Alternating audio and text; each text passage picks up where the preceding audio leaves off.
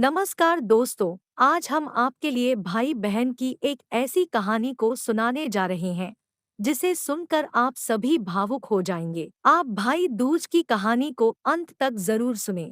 भाई दूज की कहानी। एक गांव में एक बहुत ही बुजुर्ग महिला रहती थी। उसका एक बेटा था और उसकी एक बेटी भी थी।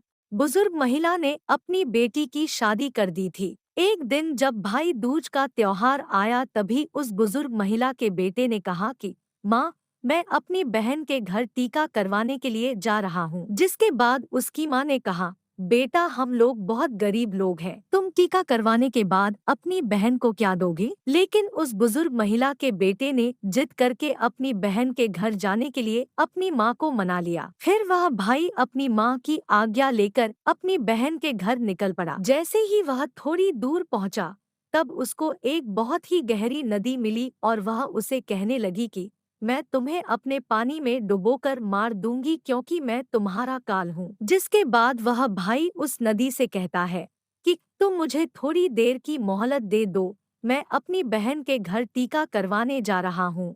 जब मैं वहां से वापस आऊंगा तब तुम मुझे मार देना। जिसके बाद वह नदी भाई को आगे जाने के लिए रास्ता देती है और फिर वह भाई आगे की ओर चल देता है। थोड़ी दूर पहुंचने के बाद उसको एक शेर मिलता है जो कहता है, मैं तुम्हें खा जाऊंगा।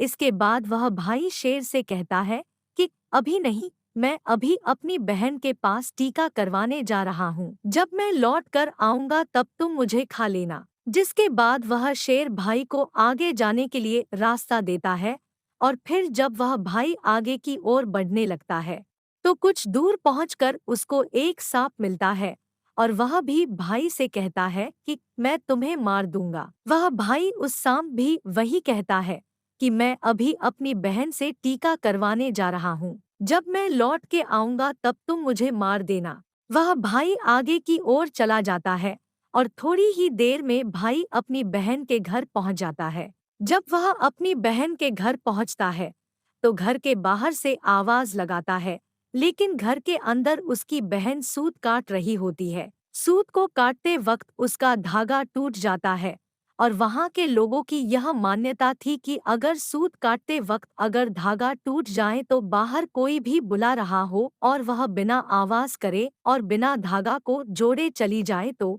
वह व्यक्ति मर जाएगा। वह बिना आवाज किए धागा जोड़ने लगती है, लेकिन जब भाई के आवाज लगाने पर भी उसकी बहन नहीं आती है तो वह वहां से जाने लगता है। तभी उसकी बहन उस धागे को जोड़कर तुरंत अपने भाई के पास जाकर उसको रोकती है और उसको अपने घर ले जाती है।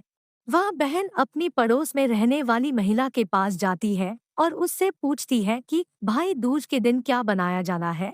तब वह महिला उसको बताती है कि तुम तेल से अपने चूल्हे को लीपो और घी में चावल पकाओ।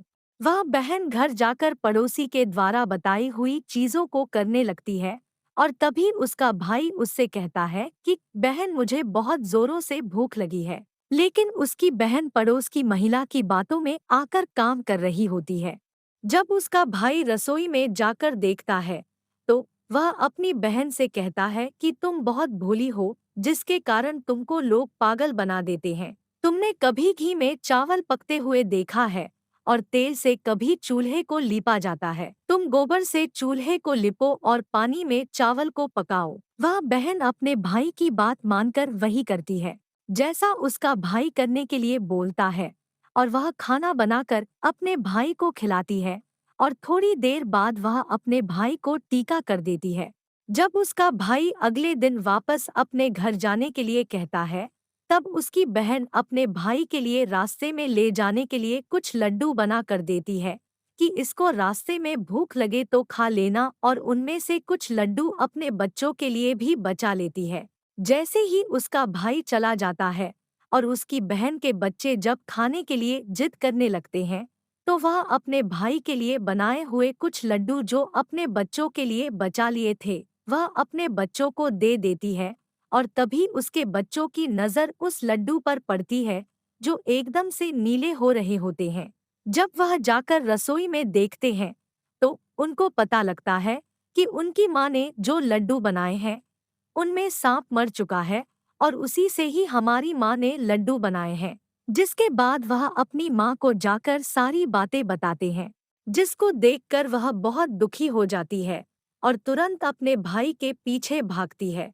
रास्ते में कुछ दूर चलने के बाद उसका भाई उसको मिल जाता है। तभी उसकी बहन उससे पूछती है कि भाई तूने लड्डू तो नहीं खाए। उसका भाई कहता है नहीं और तभी अपने भाई को सारी बात बता देती है।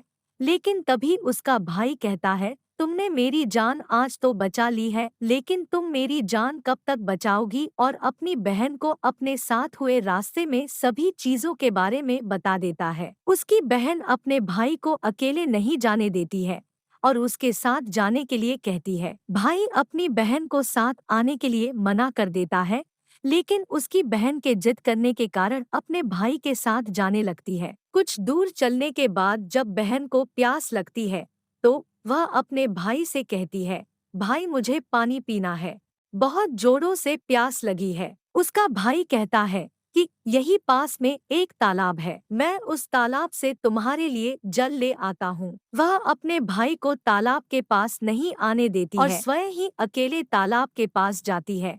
जब वह तालाब के पास पहुँचती है तब उसको वहाँ एक बुजुर्ग महिला मिलती है। उस बुजुर्ग महिला को तालाब के पास देख उसकी बहन उससे पूछती है आप कौन है? तब वह बुजुर्ग महिला बताती है कि मैं एक भाई का इंतजार कर रही हूँ। उसकी बहन ने एक सांप को मारा है, जिसके लिए मैं उसका काल बनकर बैठी हूँ। उसकी बहन उस बुजुर्ग महिला से अपने भाई की जान बचाने के लिए पूछती है और तभी वह बुजुर्ग महिला उसे कहती है कि तुम अपने भाई को खूब गालियां दो और जब तक उसकी शादी ना हो जाए तब तक तुम उसकी सारी घात टाल दो तो तुम्हारे भाई की जान बच सकती है। वह बहन तुरंत वापस जाकर अपने घर से एक मांस का टुकड़ा और एक चुन्नी और एक कटोरी में थोड़ा सा दूध लेकर अपने भाई के पास आती है और उससे कहती है चलो। जैसे ही वह दोनों रास्ते में थोड़ी दूर चलने के पश्चात उनको एक वहीं शेर मिलता है, जिसने उसके भाई को मारने के लिए पहले भी रोका था। जैसे ही वह शेर उसके भाई को मारने के लिए आगे बढ़ता है तब उसकी बहन शेर को एक मांस का टुकड़ा खाने के लिए दे देती है, जिससे शेर उस मांस के टुकड़े को खाने लगता है और वहां से दोनों लोग आगे चल देते हैं। आगे पहुंचकर जब थोड़ी दूर पर वही सांप मिलता है तो वह सांप को अपने साथ लाई हुई एक कटोरी में दूध को सांप के आगे रख देती है, जिससे सांप दूध पीने लगता है और वह लोग आगे की ओर चले जाते हैं। आगे जब नदी के पास पहुंचते हैं तब उसकी बहन नदी को एक चुन्नी देती है, जिससे नदी प्रसन्न होकर उनको आगे जाने का रास्ता दे देती है और थोड़ी देर पश्चात वह लोग अपने घर पहुंच जाते हैं। घर पहुंचकर उनकी मां अपने दोनों बच्चों को देखकर बहुत खुश हो जाती है, लेकिन उसकी बहन अपने भाई को गालियां देना शुरू कर देती है। यह देखकर मां बेटे दोनों बहुत आश्चर्यचकित हो जाते हैं और थोड़े दिन गुजरने के बाद जब अपने बेटे का विवाह करने लगती है, विवाह के लिए जब निकासी की बारी आती है तब उसकी बहन कहती है पहले मेरी निकासी करो और मेरे भाई को आगे के रास्ते से नहीं पीछे के रास्ते से लेकर जाओ। बहन के ऐसा बोलते ही आगे का दरवाजा टूटकर गिर जाता है, जिसको देखकर सभी लोग हैरान हो जाते हैं। और फिर जब फेरों की बारी आती है तब उसकी बहन कहती है कि पहले मेरे फेरे करो मेरे भाई के बाद में, और ऐसा बोलते ही वहां पर आग लग जाती है, जिससे वह आग को बुझा देती है। और फिर जब सुहागरात की बारी आती है तब उसकी बहन कहती है मैं भी इन लोगों के साथ में जाऊंगी। तभी लोग बीच में एक पर्दा डालकर उसकी बहन को भी अंदर जाने देते हैं। तभी रात में एक सांप आता है, जिसको उसकी बहन एक डब्बे में बंद कर देती है और अपने भाई की जान बचा लेती है। और सुबह होते ही वह सभी को सच बता देती है कि वह ऐसा क्यों कर रही है, जिसे सभी ने उसकी बहन की प्रशंसा करने लगते हैं और उसका भाई भी अपनी बहन से बहुत खुश हो जाता है और तब उसकी बहन वापस अपने घर चली जाती है। दोस्तों, उम्मीद करते हैं आपको यह कहानी रोचक लगी होगी। ऐसे बहुत ही कहानियां हैं जो हमारी चैनल पर अवेलेबल है, आप इन्हें सुन सकते हैं। Thanks for watching.